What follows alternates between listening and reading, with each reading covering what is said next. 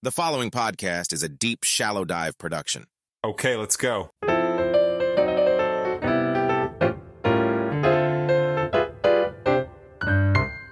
Hey everybody, happy Monday, and I hope everybody had a good weekend. Again, sorry about getting this one out a little late today, but today I'm going to do something completely different, something I've never done before, and I'm going to start adding this to the mix actually, and that's talking about something besides geopolitics and current events and all the craziness in the world.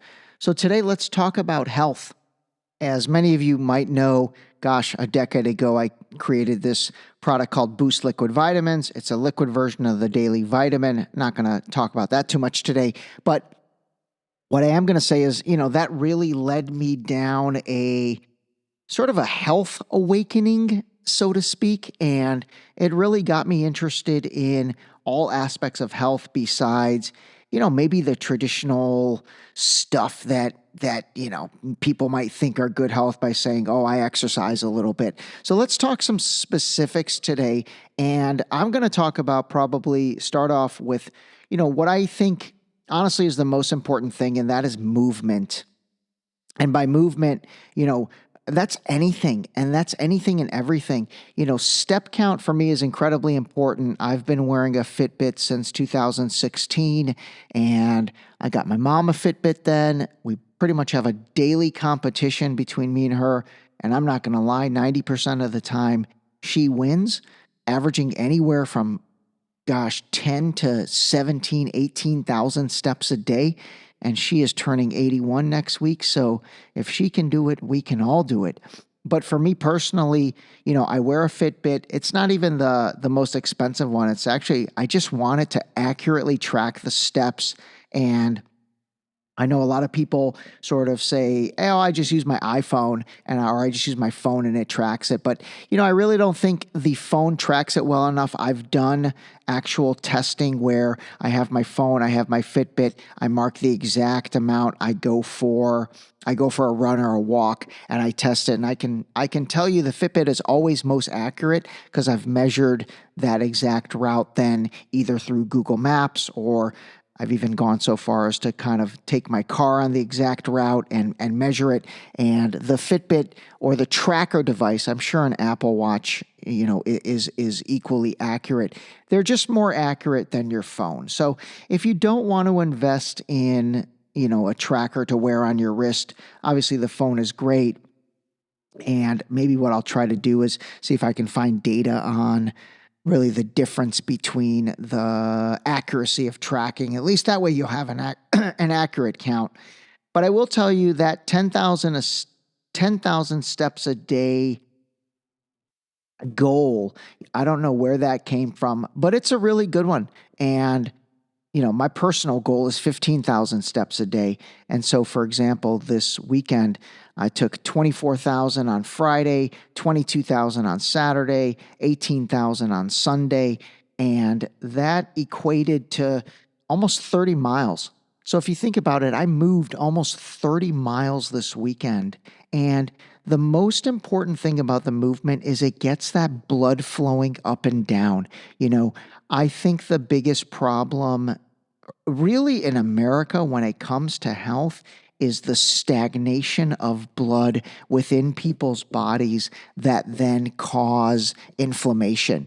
And that inflammation, that swelling of the joints, if you ever meet somebody, I'm not just talking about being fat, but if you ever meet somebody and it looks like their ankles are swollen or they have swelling around their wrists, that's called edema. And really, that's water. That's water that has gathered around those joints. And the best way to alleviate that, depending on the severity of it, if the severity of it is really great, then you really need to go to your doctor and get some medication. I mean, basically, they call them water pills. And, that could help really accelerate that process of getting rid of that excess fluid that's surrounding your joints. But when you have that excess fluid surrounding your joints internally, again, your body is inflamed. So you're kind of like almost creating like a bubble inside your body. And then once that happens, that becomes a much more I guess, interesting environment for things to happen inside the body. So, the number one thing I want to talk about today, as really one of the best things you can do for yourself and do for your body, is you've got to move. You've got to move, whether that's on a treadmill, whether that's walking around the neighborhood, whether that's running. Obviously, incline is better than regular. So if there's a way to incorporate a few hills in your daily walk, that's fantastic. Doing stairs is incredible.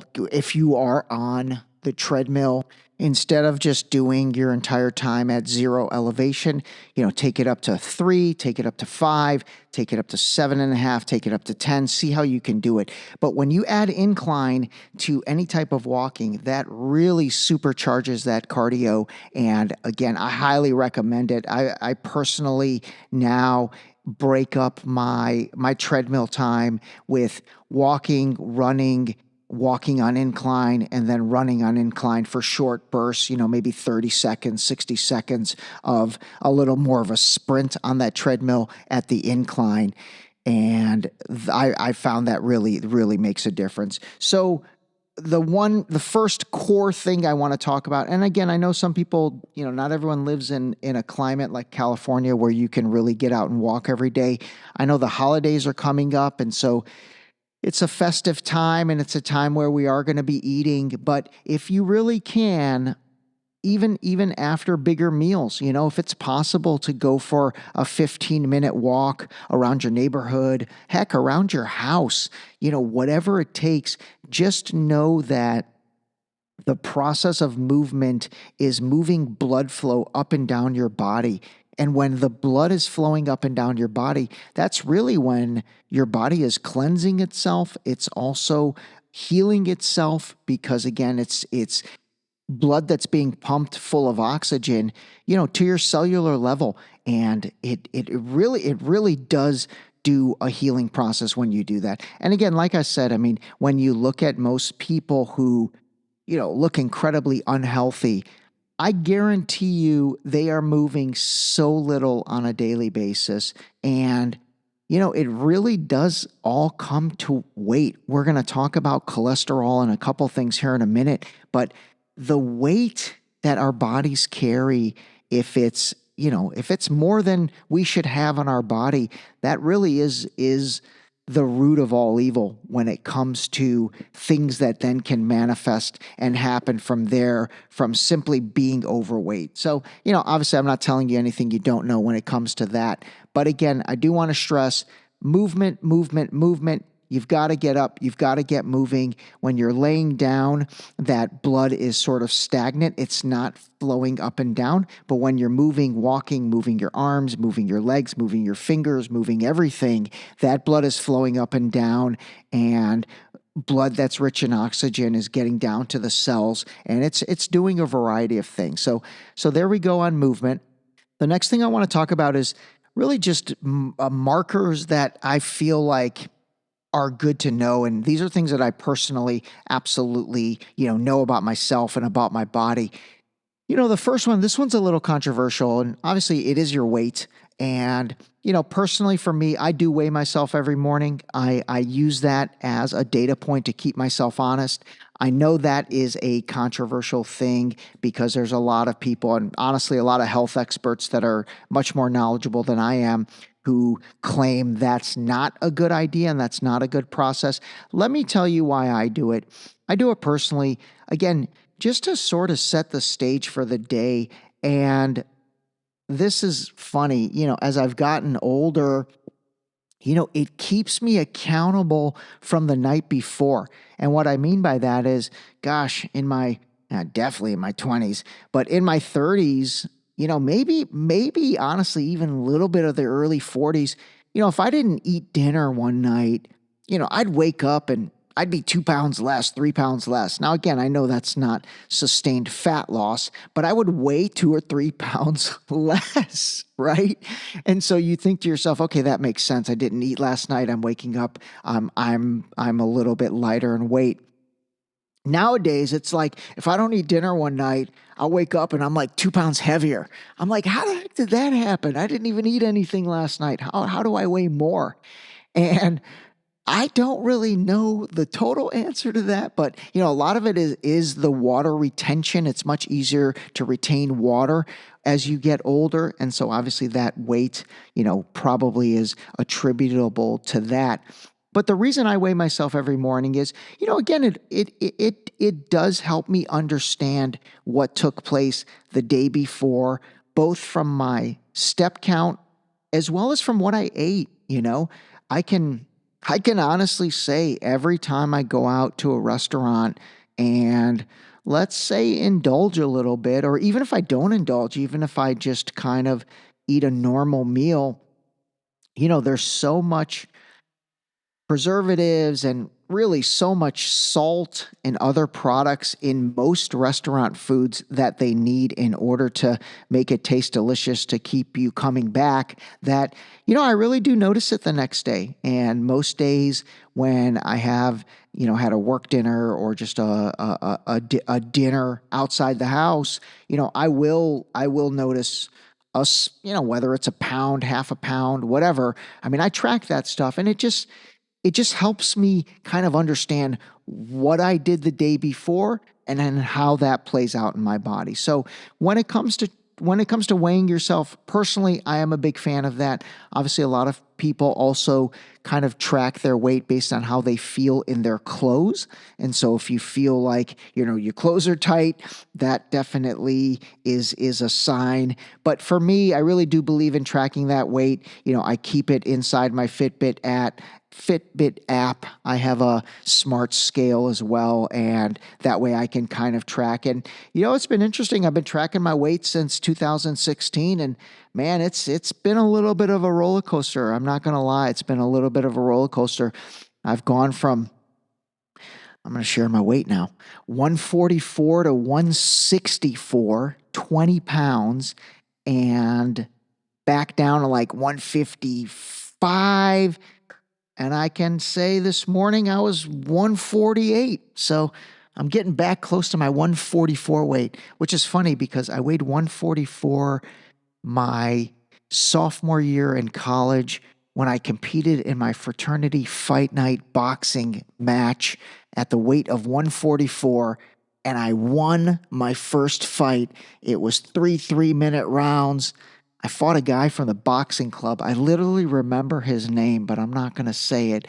And I won that first fight, but I was so exhausted because I think I threw about 46,000 punches. My defense was offense. They called it the windmill approach. And through that windmill approach, after 3 rounds, I was so exhausted, I faked a wrist injury and forfeited my next fight. That's a true story. Anyway, all right, weight, it's important. Think about it. Whether you decide you want to measure on a scale every day, that's up to you. If you do measure it on a scale, try to keep track of those numbers somehow, whether it's a smart scale, whether it's inside your iPhone note, whether it's literally writing it in a notebook or something. Keep track, because I'm telling you, personally, I find a benefit in weighing myself on a daily basis, even though others may not. All right. I want to spend 2 seconds talking about blood type. Do you know your blood type? Honestly, most people do not know their blood type, which is kind of, I think that's nuts. Like, we should all know our blood type. I'm AB positive. I am a universal platelet donor. If anybody needs platelets ever, give your boy a call. I will give you my platelets free of charge. No problem on that. So I may be positive on my blood type. I would suggest you do know what your blood type is. Again, God forbid there's ever a need for anything and you need that information, but it's good to know your blood type. All right, let's jump into blood pressure. Another thing that most people really maybe get measured when they go to their doctor once a year, but they don't know on a regular basis. This is something. My biggest recommendation on this is, anytime you're in a CVS, Walgreens, Target, I don't think actually Walmart, any retailer with a pharmacy, they're going to have one of those little blood pressure machines. Seriously, just go over there and take 4 minutes and measure your blood pressure at those machines. I literally do it every time I'm in one just to see where I'm at. And they say that textbook blood pressure is 120/80. And based on all my research, I think if you're on a consistent basis anywhere between 140 and 90, you're pretty good. I will tell you blood pressure is also very contingent on, stress level and your anxiety. And so a lot of times when people take their blood pressure at the doctor's office, they get something called white lab coat syndrome, meaning you get nervous when the doctor with the white lab coat comes in, and so it measures higher. You can also easily buy a cuff blood pressure machine or even one that goes around your wrist that's really small, just looks like a gigantic watch around your wrist, and you could have it at home. And you can measure your blood pressure. I do have one. I can't say I measure my blood pressure on a daily basis, but I will tell you once every couple months, I'll just bring it out. I'll measure a couple times a day and, just make sure that there's nothing, I guess, crazy going on with my blood pressure. All right, let's jump into cholesterol. Cholesterol is something that I think is just one of the more popular topics that people talk about when they assess their health. It's the one that I get the most calls from friends on after they've gone to their doctor and they've gotten their cholesterol scores and they want to try and understand what that's all about before getting put on a statin drug, something like Crestor or Lipitor, which personally, I can't say I'm a fan of those for a long-term basis. I think they're okay to take on a short-term basis to help bring those numbers down, but they do lead to longer-term, muscle deterioration. So I'm not a fan of taking what they call a statin on a regular basis. But when it comes to cholesterol, there's really four areas you need to be concerned about. One is obviously your total cholesterol. The textbook likes that number to be at around 200. Anything over that, they label as high cholesterol. There really is a push to get a lot of people on statins, which again, that's another topic, but I'm not a fan of that. Personally, after all my research that I've done, I've really found the number, the borderline high number is 240.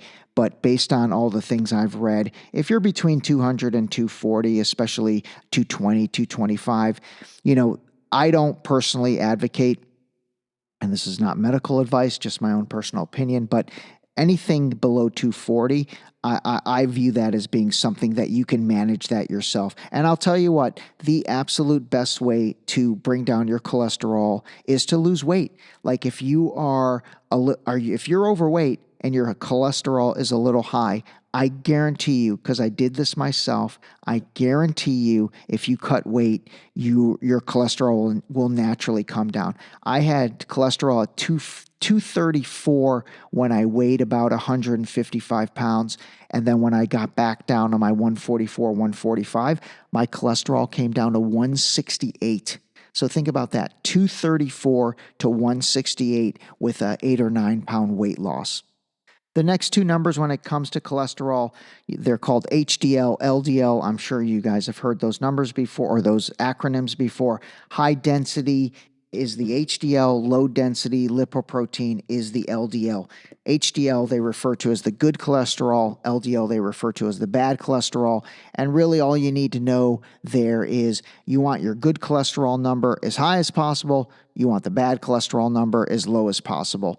And again, you don't have to worry about, okay, do I need to do specific things for each? I'm telling you, cholesterol, I have found, is so manageable through your diet, through what you're eating, and then through your weight and trying to really get your body at an optimal weight, trying to lose weight to where, you don't have swelling. Like right now, if you look at your own wrists and even your ankles, if you can push them in and it feels watery, then you've got swelling, you've got edema around your joints. And once you start to remove that internal excess water from your body, your body's going to start to act more efficiently. And I'm telling you, that weight's going to come slowly off and those cholesterol numbers will come down. The last part of cholesterol that's actually very important and pretty much not many people pay attention to this one. Most people, it's like the total number, HDL, LDL. But triglycerides, this is a type of fat, and your body needs triglycerides. And triglycerides is really a measure of the fat in your bloodstream. So this is something to really keep track of. I found that when I really neglected my diet for, let's say, 6 months, and then I got a blood test, my triglyceride levels were really high. And that was kind of when I was eating whatever I want. I wasn't paying attention. Obviously, the weight was up a little bit, but overall, triglycerides is a very important component. And when you get your blood test, make sure that number is, in a reasonable range. It could be a little bit high, but, a lot of times people have triglycerides over 300-400. And so then that shows there's a big measure of fat in their blood. And when you've got that much fat in your blood, that potentially could lead to the arteries clogging, which could lead to obviously a heart attack, stroke, and other things that you just don't want. All right, really quick, I want to talk about sleep. I think it goes without saying how important sleep is, but I do want to emphasize this really is when the body repairs itself, when you are sleeping. And, again, tracking your sleep, having that data point of how much you're sleeping on a nightly basis. I get that information from my Fitbit as well. And the Fitbit I use is the Fitbit Inspire 3. Over the holidays, like I'm looking right now, it's $80. And again, personally for me, I really want it to track my steps and I want it to track my sleep. I want those things. And it does those very, very well. Again, I think you can do all that with Apple Watches for sure. The challenge I have with Apple Watches is, again, I do like to sleep with mine, and I know most people charge their watch overnight. So when I like to sleep with mine, charging becomes kind of a pain because I feel like then I have to charge it during the day, and then I'm doing whatever, and I'm missing those steps, and yeah, it's a pain. So for me, I have a small, discreet Fitbit. I wear that on my right wrist. I wear my regular watch on my left wrist. Yes, I know that's goofy. I have things on both wrists, but hey, that's the sacrifices we make for our own personal health, right? So anyway, the sleep part is really important. I honestly, I do find having that data point helps me understand kind of how I feel the next day, just like weighing myself. And again, I know a lot of people might not be into that, but it helps me sort of make better decisions during the next day. And more importantly, it helps me understand how the actions that I committed the day before, whether that was a lack of step count, maybe I only took 2,000 steps the day before, you kind of see the results of the previous day's activity with weighing yourself. You see the results of the night's sleep and then how you feel that next day. So that's another data point that, personally, I like to track on a daily basis. All right, I do want to talk about a kind of a smelly, unpleasant topic. So I'm going to keep this I'm going to keep this as non-disgusting as I can. But I will tell you, you have to kind of use your number two. And you know what I mean? Back in the old days, I think our parents taught us, do you have to go number one or number two? Number two, obviously, being the bigger one where you sit down and take a poop. But I'm telling you, as weird and crazy and funny as this sounds, keep and pay attention to your number twos.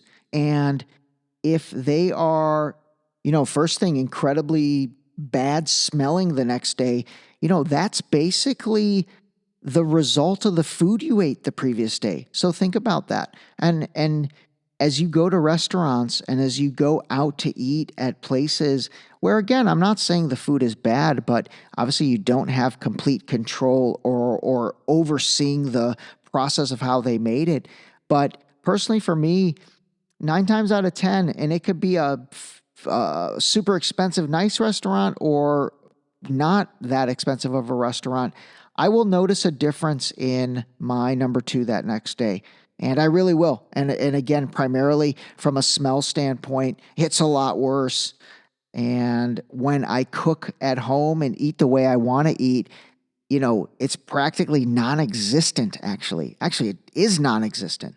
So keeping a track of how your number two smells the next day, that again, it's almost like a data point into how clean and how good the food was that you ate the day before. Okay. And then obviously, if there's anything else abnormal about the way you're going number two besides what we all think of as normal, again, that is a telltale sign that the food you ate the previous day was not great.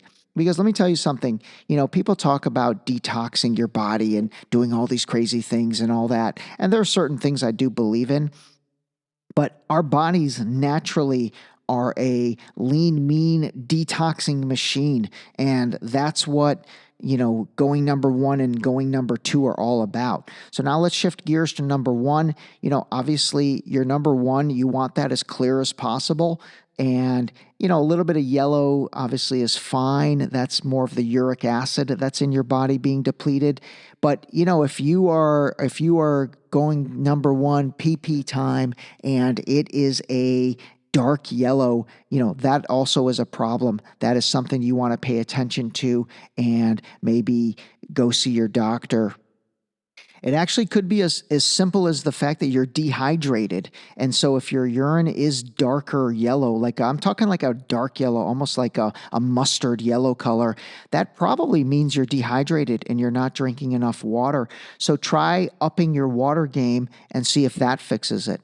Okay, man, that was a beautiful caveat right into water. So water also is key. Water also is key. There's obviously a lot of tricks of the trade. People buy certain size jugs and they try to fill them up a couple times a day. Whatever it is you need to do in order to drink water. And when I think of water, I think of obviously regular water. And then I also group, light tea. Personally, I drink tea kind of throughout the day, and that gives me my water intake with a little bit of obviously flavor. I do enjoy the hot tea. I always have it when I am recording these podcasts because it's nice to kind of stop and soothe the throat. But obviously the recommendation is 8 glasses of water, 64 ounces. And, I really try to do as close to that as possible. But drinking water, man, when you really up your water game, you will notice such a difference because your body is hydrated and you're not going to be as lethargic. I notice it in my skin. I feel like my skin is better, and I just feel like overall my body is working better. And then especially when I up that water intake, I'm going number one a lot more often, and I do notice more clarity. And even with your pee, by the way, as gross as this sounds, I mean, when it's really kind of has a strong urine scent, that again is your body taking things out that really should never have been there. So when it comes to number one and number two, the smell is a crucial data point that you can sort of use to analyze, what took place the day and night before and how that manifested in your body. Last thing I want to talk about when it comes to eating is portion control. That is my personal nemesis. Once I've been able to get my portion control under control, I feel that really has helped with my weight loss over the years when I needed to lose some weight. And I'll give you one little trick. And by the way, today's episode was meant to be, just an initial discussion into all these topics. I'm going to do a real deep dive into each to try and help you guys get fully versed on all that stuff. So when you go to the doctor, you know what's going on versus just, going in cold.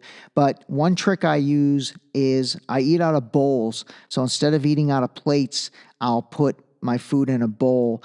And remember, your stomach is basically the size of your fist. So make a fist right now. That's how big your stomach is. When you eat anything more than that, for the most part, that's when your stomach is going to swell up, and then that digestion process takes longer. So one good trick with portion control is put your food in a bowl. I'm not going to lie, sometimes maybe I'll eat 2 bowls, but still, for the most part, I think that really helps.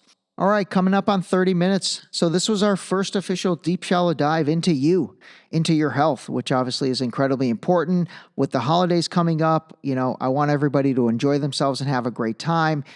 Indulge indulge in however you want to indulge with fun and activities, but keep your health in mind. Try and movement. I'm telling you, if after a big meal you can even walk for 15, 20 minutes, that's going to speed up that digestion process versus just laying on the couch and then going to bed. So, all right, everybody, happy Monday. We'll get back on track tomorrow. Have a great day. Call a spade, and keep an eye on your health.